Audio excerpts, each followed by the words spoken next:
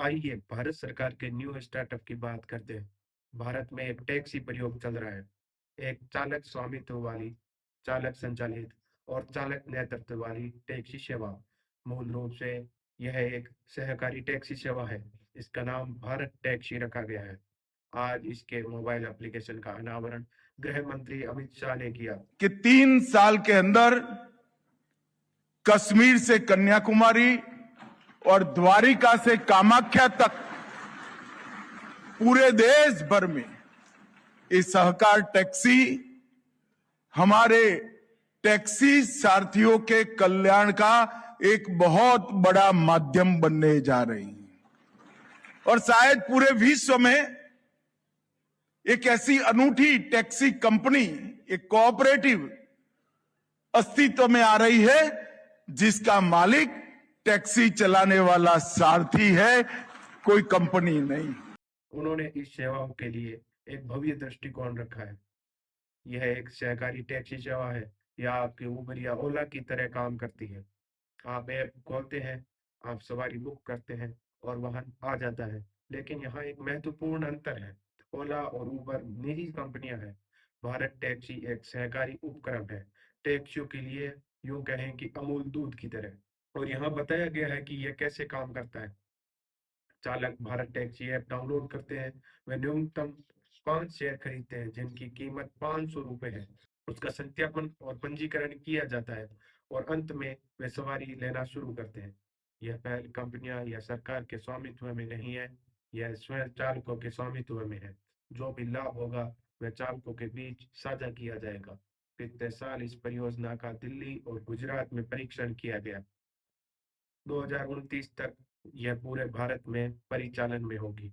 अभी तक 3 लाख से अधिक चालक साइन अप कर चुके हैं। वे प्रतिदिन 10,000 सवारी बुक करते हैं, जो केवल 2 स्थानों के लिए बुरी शुरुआत नहीं है। लेकिन अंतिम दृष्टिकोण क्या है? चालकों को केवल सदस्यता शुल्क देना होता है, जो कि कारों के लिए प्रतिदिन 30 रुपए और रिक्शा के लिए प्रतिदिन 18 रुपए है। ये चालकों के लिए एक बड़ा फायदेमंद बिंदु है। उपभोक्ताओं के लिए दो महत्वपूर्ण बिंदु है। एक, कोई सर्च प्राइसिंग नहीं है। मांग चाहे जो भी हो, कीमत वही रहेगी। और ऑन पेपर पर सवारी की कीमत कम होनी चाहिए। कोई कमीशन या तथाकथित हैंडलिंग फीस नहीं है। इसलिए सवारी 30% तक सस्ती होनी चाहिए। सहकारी समितियों का भारत में अच्छा रिकॉर्ड है, जैसे दूध के लिए अमूल और उर्वरकों के लिए इफ्को। लेकिन क्या भारत टैक्सी उसे दोहरा सकती है? दो फैक्टर हैं जो इसका समर्थन करते हैं। नंबर एक, सरकारी समर्थन। गृह मंत्री आज काफी आशावादी लग रहे थे। यदि वह पर्याप्त राजनीतिक पूंजी निवेश करते हैं तो भारत टैक्सी को लाभ होगा। और नंबर दो, बाजार की संभावना। भारत का टैक्सी बाजार $21 अरब का है। 2032 तक इसके $44 अरब तक पहुंचने का अनुमान है।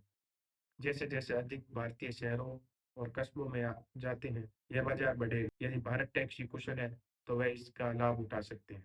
लेकिन इसकी तीन मुख्य चुनौतियां हैं। पहली है टेक्नोलॉजी। उबर और ओला ने अपने एप्लीकेशन को वेल टू डू कर लिया है।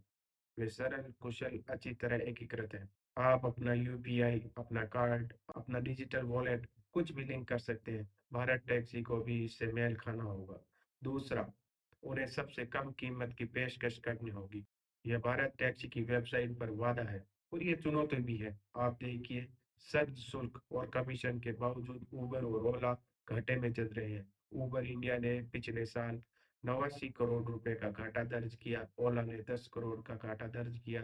ये घाटे बड़े विदेशी निवेशकों द्वारा कवर किए जाते हैं। यदि लाभ कमाने का मतलब अधिक महंगी सवारी है तो प्रयोग विफल हो जाएगा, जो हमें अंतिम चुनौती की ओर ले जाता है और वह उपलब्धता। यह त्रिवृत्त बदलाव का खेल है।